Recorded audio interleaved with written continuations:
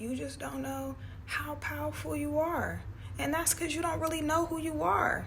And you don't know who you are because you've constantly been told who you're not. You're not good enough. You're not pretty enough. You're not smart enough. You're not qualified. You're not equipped. Nah, that's not realistic. You might want to have a plan B. And the people who have negatively programmed you, they have been negatively programmed too from the powers that be, the people that control all this shit through propaganda. What they want is for you to live in fear. What they want is for you to live in survival mode, constantly live in fight or flight, because they know that distracts you from being who God has called you to be and stepping into your power. What you have to understand is God is not just a force outside of you. Yes, God is a force greater than ourselves. However, God also lives inside of us. He tells us we can do all things through Christ. It doesn't say Christ will do all things for you. We can do all things through Christ. When we tap into that power, when we tap into that energy, when we stop looking at ourselves as victims that are just helpless and I'm just a victim of my circumstances. No. When you think like that, that is an insult to God. That's weak. God is not a man up in the sky with a wand controlling everything. God is way bigger than that. And I used to view God as a human with human limitations, which is why a lot of times when I would pray, I would cry and beg God, please answer my prayers. I would go to God with such pessimism. And there's plenty of scriptures that tell us without faith, it is impossible to please him. If you don't have faith, you ain't gonna get what you praying for. You have to believe in order to receive. But once I realized God is not a human, God is not confined to a physical body, that's when I took God outside the box and I realized ain't nothing too hard for God. All things are possible through God. You are co-creating your life with God. He can't do for you what he can only do through you.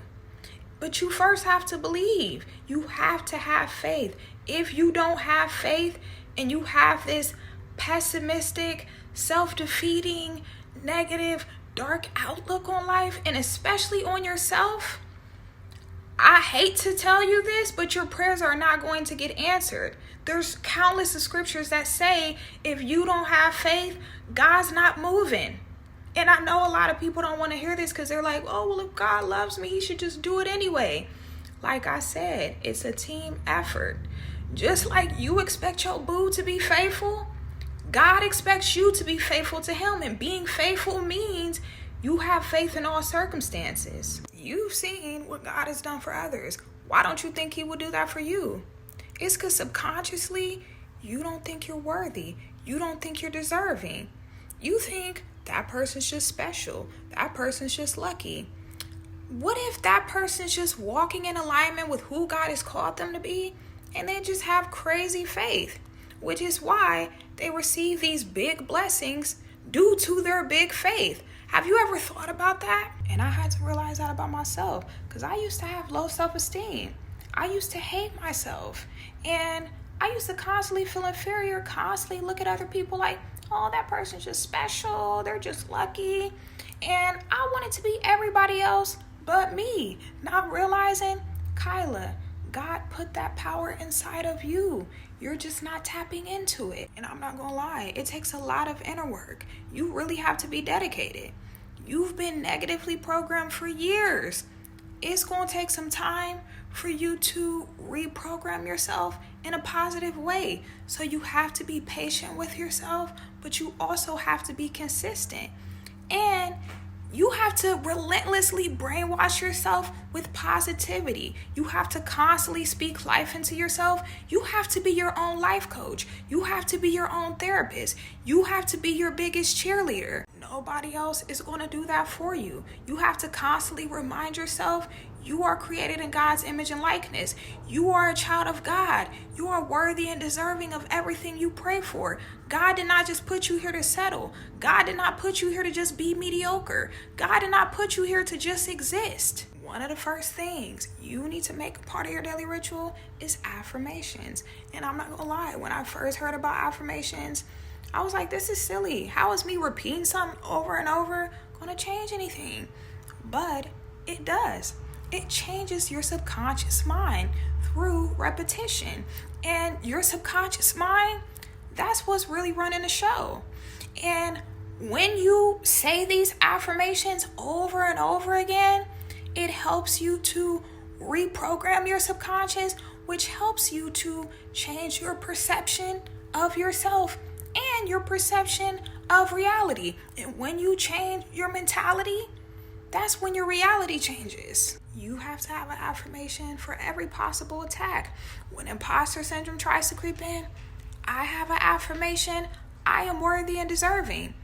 Whenever scarcity and lack tries to creep in, I have an affirmation: I am wealthy and I believe in abundance.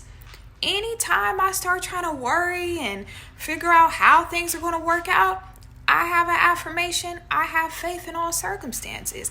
And I repeat these affirmations every single day, whether I'm under attack or not. And I'm telling y'all, I am so much mentally stronger than I used to be.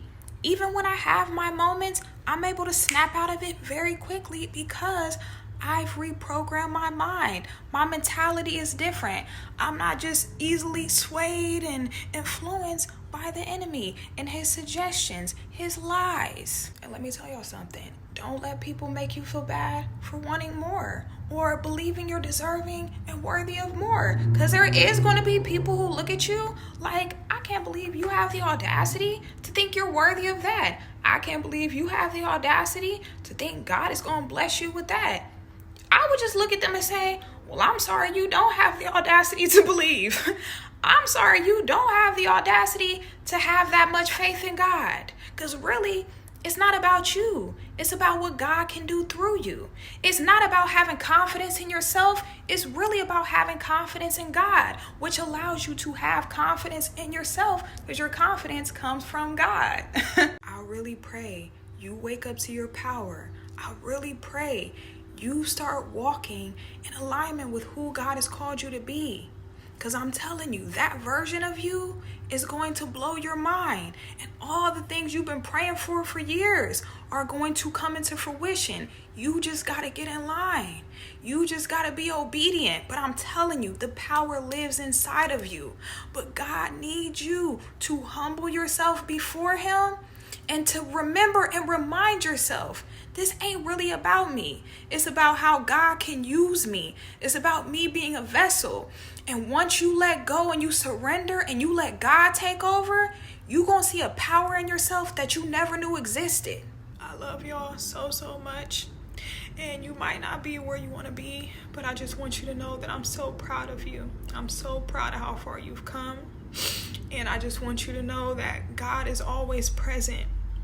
He's just waiting on you to seek Him and call on Him. And I pray that this message was helpful. And if you like it, or if it spoke to you, make sure you like it, make sure you're subscribed, and I'll see y'all soon. Bye.